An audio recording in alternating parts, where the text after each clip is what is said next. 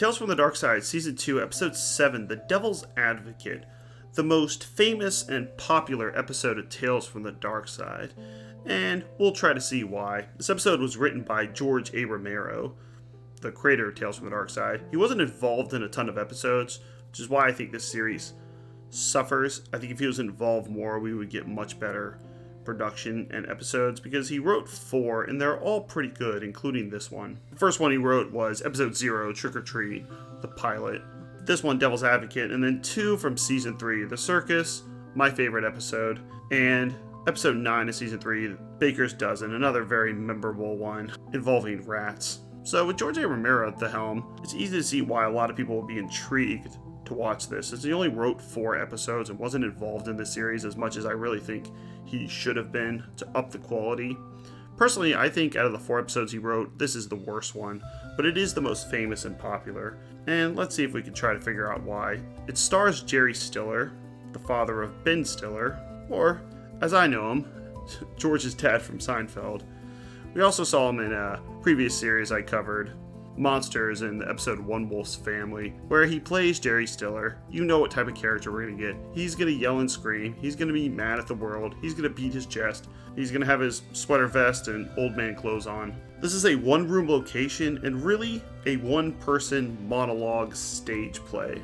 So this is all you get. This one radio station and Mandrake monologuing basically the entire time. Jerry Stiller plays Mandrake, who has a radio show called The Devil's Advocate, which is what it sounds like. People call in, and he simply just argues with them. They could say, hey, I like chocolate, and he would yell and scream at them and say, no, I love vanilla. He could say, I'm from Mississippi, but Mississippi sucks. It's terrible. You should live in Michigan. What did your husband do for 24 years? He's a steam fitter. A steam fitter for 24 years? I wouldn't be a steam fitter for 24 minutes. I don't get caught with my pants down like you farmers. We're gonna save the farmers, save the railroads, save the jobs in steel. His radio show doesn't seem to focus on any one thing, politics, conspiracy theories, or, something like music.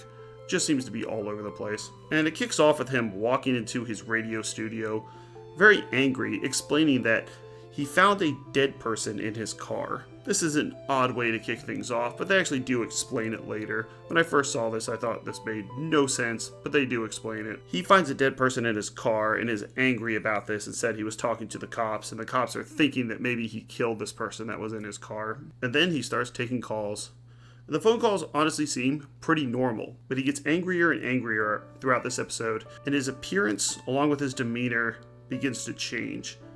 It looks like he's turning into a wolf, like we saw before, One Wolf's Family, but I think it's actually supposed to be a demon. The obvious parallel to this episode would be the movie Network, featuring the character Howard Beale, played by Peter Finch, who actually won an Oscar for his role in the 1976 movie Network, and Network just does it so much better, about an anchorman for the evening news that gets more and more angry, trying to gin up the population to get ratings. And what Peter Finch does that Jerry Stiller doesn't do, at first he'll be talking in a quiet tone, then it'll increase until he's running around the studio yelling his famous phrase, "Stick your head out and yell and say, I'm as mad as hell and I'm not gonna take this anymore!" Jerry Stiller is just at 11 the entire time. There's really no build-up, there's no subtlety, he's just doing what he always does. And if you can't tell, I don't exactly like Jerry Stiller and really anything that he plays when he has this type of character, including George's dad in Seinfeld. He's just always at 11,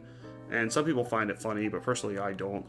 Just see the differences between Howard Beale, Peter Finch, and Jerry Stiller. By spilled chemical gases, while politicians use your sweat to buy limousines, while surgeons slice you open. Hello, Mandrake. You're on the air? Where are you calling from? Well, I'm in New Mexico. What the hell do we need a New Mexico for? The old one is raunchy enough. I tell you things are bad. Everybody knows things are bad. It's a depression. Everybody's out of work or scared of losing their job. The dollar buys a nickel's worth. Banks are going bust. Shopkeepers keep a gun under the counter. Punks are running wild in the street, and there's nobody anywhere who seems to know what to do, and there's no end to it. We know the air is unfit to breathe, and our food is unfit to eat. We sit watching our TVs while some local newscaster tells us that today we had 15 homicides and 63 violent crimes, as if that's the way it's supposed to be. They're crazy. It's like everything everywhere is going crazy, so we don't go out anymore. We sit in the house, and slowly the world we're living in is getting smaller, and all we say is, please, at least leave us alone in our living room. To do about the depression and the inflation and the Russians and the crime in the street, all I know is that first, you've got to get mad. You've got to say, I'm a human being. Go to the window, open it, and stick your head out and yell, I'm as mad as hell, and I'm not gonna take this anymore. Open them and stick your head out and yell, I'm as mad as hell, and I'm not gonna take this anymore. Things have got to change. How many stations does this go out? You've got to get mad. 67. You've got to say, It also doesn't seem like this is really parodying any radio shows at the time. This episode came out in 1985, so someone like Howard Stern was still fairly new, but they had more older shock jocks like Don Imus. They had the conspiracy UFO guys. They had the religious firebrand preachers.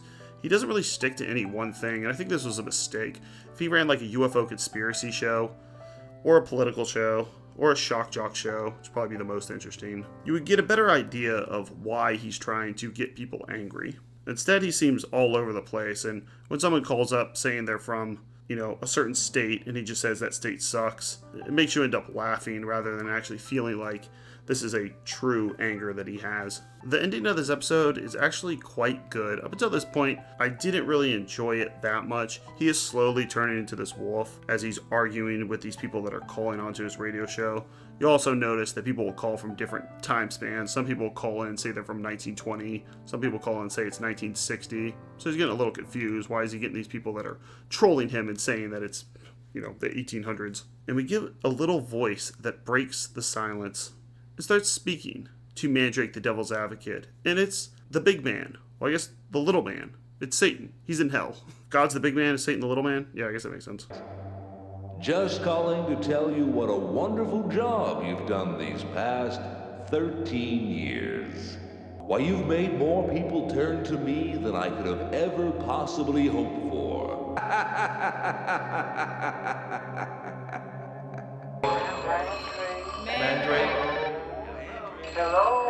And it was actually him who died in this car. So when he went out to his car and saw a dead body, it was actually himself that was dead. That's why they had the thing at the beginning where he found a dead body in his car. It's him. He's been dead and he's been sent down to hell. And the devil thanks him for all the advocacy he's been doing with his hateful radio show, bringing more and more people into the clutches of Satan himself and having them go down a destructive path and also go to hell. And he is stuck, turning into this werewolf demon for the rest of his life, taking these annoying phone calls on his radio show, The Devil's Advocate. Mandrake, hated by so many of his listeners, is undoubtedly still taking calls. If not at that great switchboard in the sky, then down below, where he belongs. He'll always be there. Forever and ever.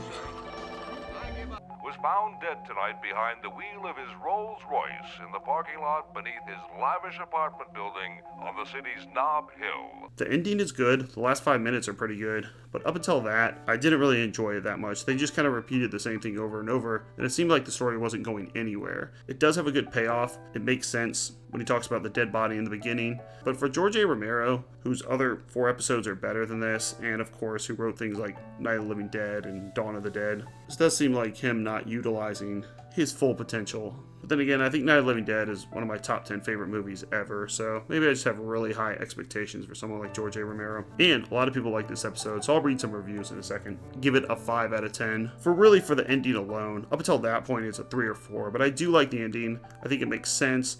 I think he gets his kind of comeuppance, and I like the fact that they kind of put him in hell, and he has someone to kind of bounce off of, in this case, Lucifer. In fact, I wish they introduced this part earlier. Maybe halfway through the episode he realized he was in hell and then tried to get out, or had some type of dialogue with the devil. That would have been more interesting rather than just tacking it on at the end. Alright, let's look at some reviews, because they're pretty high. Alright, let's look at some reviews. A 7 out of 10, A Man and His Demons. As the show goes on, it becomes apparent that something isn't quite right about it, and its host Mandrake. It's the callers who are now getting the best of the show's host, not the other way around. Mandrake, turning out to look like the devil himself, starts to pour his heart out, and why he's the nasty and unfeeling creep that he is. Yeah, they do start really annoying him towards the end. He goes, "Why do you keep calling me? Stop messing with me." "Well, you're in hell, Mandrake. That's why." You can take some phone calls. Honestly, I thought the phone calls weren't that bad. I thought they'd be a lot meaner to him. 7 out of 10. A lot of people are giving it 7s or 8s. For once, this is an episode that makes the very best of its low budget, as the host is a radio phone-in presenter who works alone in his studio. It turns out that this guy's one of the angriest around. A chap, this guy British, who belittles and berates anyone who phones into him with their problems. Given that this is a George Romero-produced show, listen out for one of the voices. It's the opening doctor from Dawn of the Dead. Easter egg. Yeah, I mean, some people find it funny. Stiller's constant put-downs are hilarious in the extreme. Even the twist is adroitly handled. It really is. Like, do you find Jerry Stiller hilarious? Then you will find this great. He finds him hilarious. 8 out of 10. This episode is well done as humor, a good story, good acting, and teaches a good moral lesson. Be nice to people, or else you're going to be going to hell. And he changes slowly into the devil. Well, he wishes he changes into the devil, then he could get himself out of hell. I don't know, can the devil leave hell? At least the devil could rule hell. Looks like he becomes one of the devil's minions. A demon, I would say. No, I guess the devil can't leave hell, but he at least rules over it, so he can just make stuff happen there. Another great one, 9 out of 10. Hearing Frank Costanza, that's be George's dad from Seinfeld, complaining for 20 minutes is worth the price of admission alone. See, some people just love it. Just have him yell and scream for 20 minutes. It's great. It's not really a scary episode and reminds you of Oliver Stone's talk radio movie a lot, which is a bad thing. As we see Luther is getting deeper into his program, along with negativity, we notice slowly but surely things start to change. His appearance starts to change. He turns into a wolf, demon. It really creates a disorienting effect as those unnatural changes occur. You feel like the room he's in is getting small, as if the grip of evil is tightening. Next up on our journey to review every single episode of Tales from the Darkside, it's episode 8 of season 2, Distant Signals, about a guy who really misses a 60s television show called Max Paradise and will do anything to bring back his favorite show. We can all relate to that. I think they should bring back Firefly. Still too late? Check out our playlist for all episodes of Monsters, which is finished, Fear Itself, which is finished, Tales from the Darkside, and the anime Cowboy Bebop. See you later. Thanks.